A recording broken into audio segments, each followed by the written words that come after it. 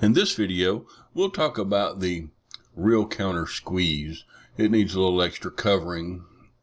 Let's go ahead and just start. And of course, if it's the first time you've used the software, you'll be prompted to download the files. In this case, already done. Okay, I want to note here, it's very important to know because the question keeps arising. In the software, when the counter reaches 0, the forward to URL does not function. Once you complete it, zip it, download it, and get it on your web server, it works correctly. Again, it does not work in the software. It'll count down to 0 and just stay there. Okay, with that said, move on here. First thing we want to do is edit page content. It's real simple. It's just like if you watch the first video in the series, it's the same thing, basically, okay? And this one you do have the option of, this is kind of experimental. Don't even know that it's going to stay there, but right now it is. So you could, if you wanted to, make this a bold text, italic or underlined it. All right, and now also, if you want to, you can add a YouTube video. It works with some of the other services too. Experiment and see. I'm not going to guarantee anything but YouTube. Okay, and if you'll notice this placeholder text here, there's actually nothing there. It's just a placeholder text. You see the embed and the video ID and the rel equals 0. Okay, you want to make sure you use embed if you want to see the video within the software.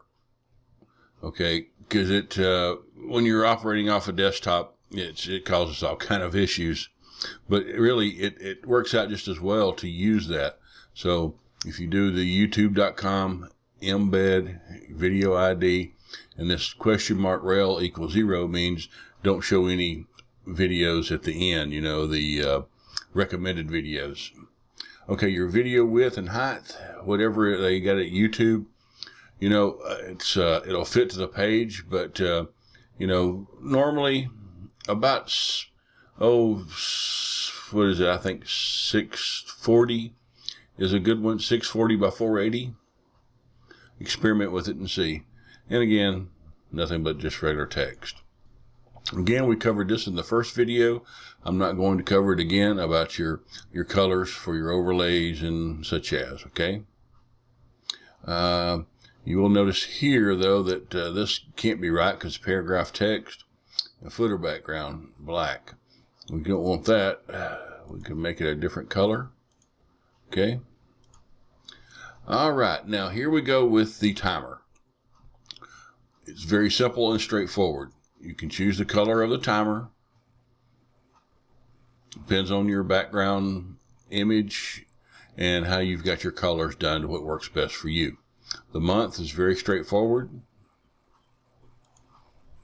Day is just like any other date picker. The year. Now the hour, I want to cover this one because this is a 24-hour clock. Most of you are probably familiar with it. If you're not, Google it. It's like I call it military time. So that would be midnight. That's 1 in the morning, 6 in the morning. Then you move on up, just for instance, that's 2 o'clock in the afternoon.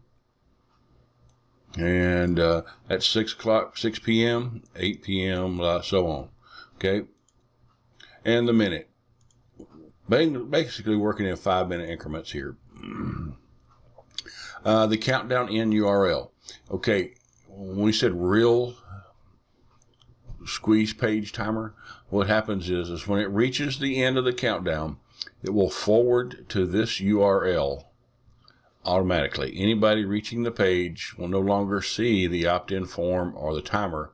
They are forwarded to this page, and that's forever. So, it's nice to have if you've got one set up. You don't have to worry about going and changing things. It's out there, and you don't want people just landing on it with a 0 counter. Most of them just leave, so it's automatically forwarded. You can change your days and text, your days, hours, whichever you'd like there. And your opt-in form code, that's just as normal. Whichever they provide to you, this is a script. Most of them will provide a script.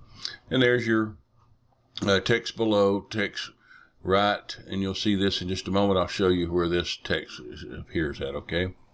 So, extra script, whichever, some people like to put tracking code in it. This is where you would put it if that's the case.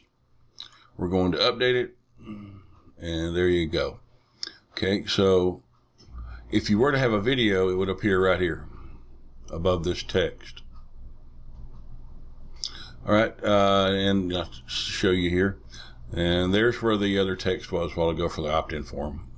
Header text, paragraph, and there's your opt-in form. Okay, and there's nothing to do here because all I'm doing is they're just share buttons. And they will not function within the software, but they do function once they're uploaded.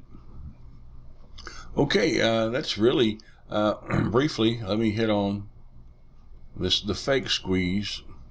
Okay, go ahead and download this. I'll pause. Okay, saw no reason to make you sit through me downloading it. Okay, and what this is, I call it a fake because really it doesn't do anything. Once it reaches 0, that's just it. I mean, you know, every time someone visits the page, it resets. Okay, some people like that, some people don't, and there are needs for it. So all it is once page is reloaded, the timer is reset. And it's basically the same. You'll notice there is a video here. It gives you a good idea what the video would look like. All right, and that covers this portion of the setup. We'll make another video for the download page builder next.